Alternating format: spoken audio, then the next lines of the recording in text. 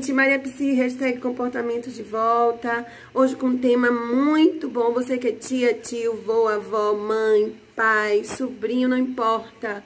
Se inscreve no canal, compartilha aí que essa temática é muito importante para a família toda. Vamos lá? E toda vez que você sai, o mundo se distrai.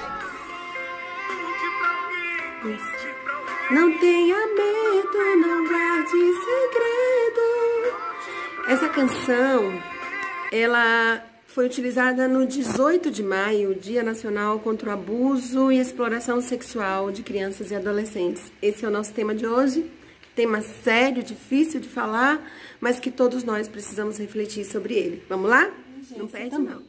O abuso emocional, gente, pode ser cometido até por pessoas que não são abusadores sexuais, né? Pessoas normais podem abusar emocionalmente de uma criança com palavras depreciativas, tratando-a com preconceito, ou tentando estabelecer uma submissão excessiva, né? Uma subalternidade excessiva.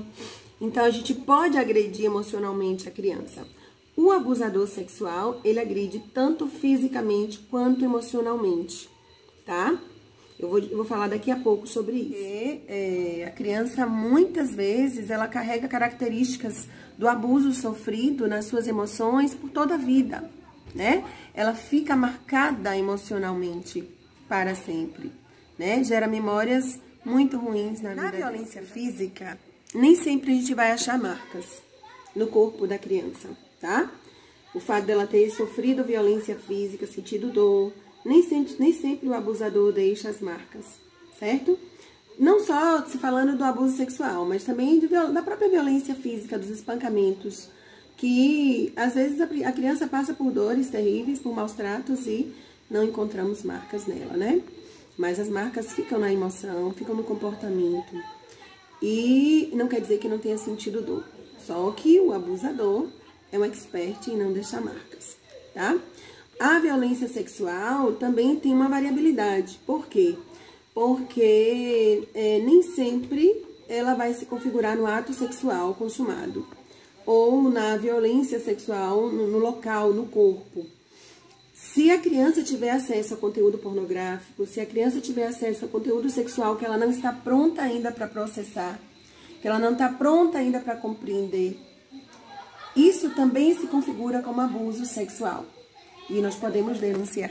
Quanto à negligência, ela pode ocorrer de que modo? Pais que às vezes se envolvem em problemas cotidianos e desaguam no descuido para com a criança esses problemas. Pais que abandonam seus filhos na mão de pessoas que não são confiáveis. Pais que deixam seus filhos com crianças menores ainda do que eles. Pais que deixam seus filhos, tipo, família grande, muitas crianças, e deixam a criança com criança à vontade cotidianamente, sem acompanhar, sem observar. Existem algumas coisas que é a mãe que deve fazer, né? É a pessoa que a criança tem mais intimidade que deve fazer, né? Se você não confia, se não é tão íntimo da criança, não deixa a criança ficar na casa de alguém para a pessoa estar dando banho, para a pessoa estar colocando para dormir, né? Há algumas situações que é você quem tem que assumir na vida do menor, que é ainda muito indefeso. Há crianças que ainda nem conseguem falar direito, verbalizar o que estão sentindo. Então, essa questão da negligência é muito importante a gente atentar para ela, porque às vezes a gente não acha que é crime, né? Mas a gente não pode abandonar a criança em circunstâncias que ela não possa se defender. Compreende? Precisamos atentar para isso, viu, gente? A negligência às vezes é sorrateira, porque nós trabalhamos, nós temos compromissos, todo mundo tem sua vida corrida, difícil, mas quando diz respeito aos nossos filhos, nós precisamos atentar e ter um pouco mais de cuidado.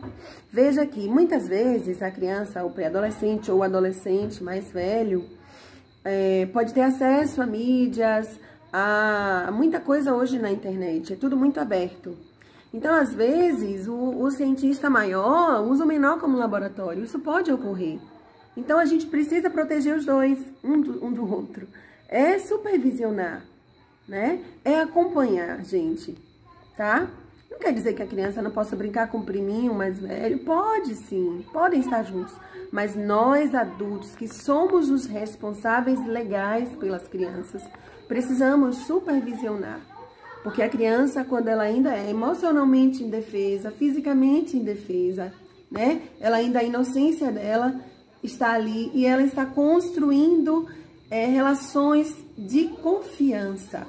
Isso é um crime muito bravo, muito terrível, porque a relação de confiança que ela começa a construir com alguém, às vezes, é ferida por um abuso. Das estatísticas e pesquisas de 2018 apontam que a maioria dos casos dos casos de abuso sexual contra crianças são cometidos por pessoas muito próximas. Pessoas em quem ela confia, às vezes parentes, né? Então, a gente precisa atentar. O que é que podemos fazer? Preparar a criança. De que modo, Angélica, a gente vai preparar a criança para isso?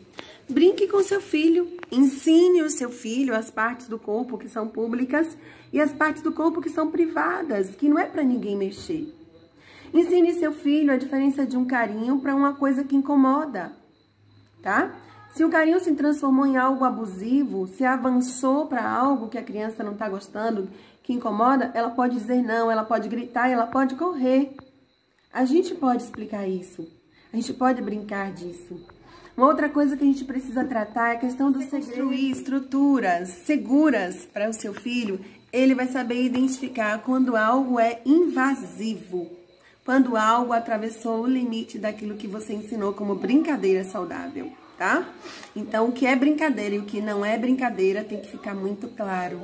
Porque muitos abusadores usam o termo da brincadeira. Vamos brincar, fulaninho, né? E engana a criança. Então, todo cuidado é pouco. Uma das coisas que você precisa atentar é para o segredo.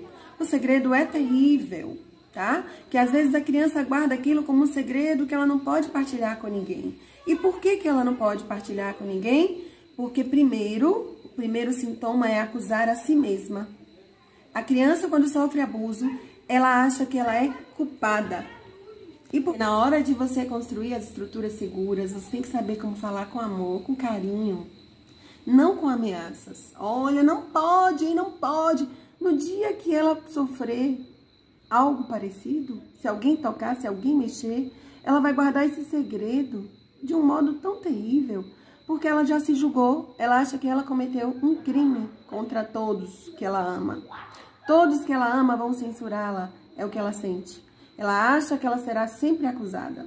Então, você precisa construir uma ponte, né? Ensina teu filho a compartilhar os segredos com você. Ensina teu filho que você é um abrigo seguro. Pai, mãe, tia, professora. Ensina que você é um abrigo seguro, que ela pode confiar em você. Porque na hora que ela estiver em apuros, ela vai contar o segredo dela.